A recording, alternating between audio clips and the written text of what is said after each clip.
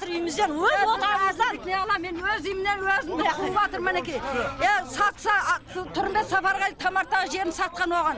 Ал менің 35 жылдан бері жатқан тұрып жатқан үйімді менің үйім деп тартып алып жатыр. Міне көріңдер үйдің бәрін тасталқан шығарып жатыр. Күніге осы міне 3 апта болды өстіп күніге келіп тасталқан шығарып күніге. Ақырында мінекей көріп жатсыңдар. Қандай әділдік бар ма? Мына өмірде әділдік бар ма?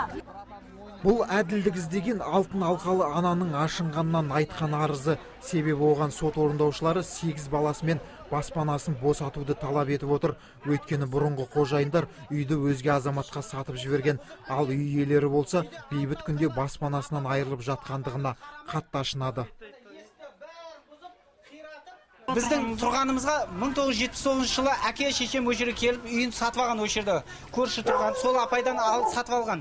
Сол сөйтіп 2007 жылы мына кісілер келіп ананың баласынан сатып алған. Ол балдар даже сатуға да құқығы жоқ негізі. Олардың сатып негізі біздікі да баласы документті тықып қойып кейін сатып жіберген. Заң қызметкерлерінің айтуынша баспананы босату жөнінде сот шешімі де шыққан. Алайда мұнымен келіспеген үй иелері бірнеше рет наразылық танытқан. Ескерту айтып амалы таусылған сот орындаушылары жанұяны баспанадан күштеп шығаруға мәжбүр болды. Бұл орындауға парағында үйден шығару туралы жазылған. Бұл үйден 9 адам шығару керекпіз. Байсейітов Батырбек және олардың жанұясы. Ордабаеваның пайдасына шығару керек болады. Мені осы бойынша атқару парағы бойынша мен өз міндетімді атқарып отырмын. Байсейітовтер отбасы бұл шаңырақта 35 жылдан бері тұрып келеді. Оны сол маңдағы көршілері де растап отыр.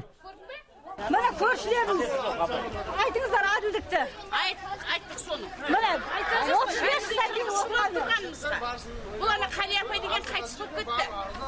Қали апай қайтыс болып кетті. Бұлар жарқысын сатып алды. Ол қызын оқуға түсіру үшін сатты үйді. Қызым мұғалім болып істеп жатыр, до сих пор ашқасты қызы. Бәрі аман есен болып кеткен. Одан кейін біз оны білмейміз мысалға. Қарасаң планды аудармады ма? 15 өттен өтті. Жоқ, сол планды аудармады ма? Барар жер басар тауы жоқ. Байсейітовтер жанұясы баспанамызды өлтірсе де босатпаймыз дейді. Егер құзырлы органдардан қайыр болмаса, үй иелері елбасының атына хат жолдамақ. Жанболат Мелсұлы, Самат Кенжебаев, Сакен Серікұл, ТВК телеарнасы.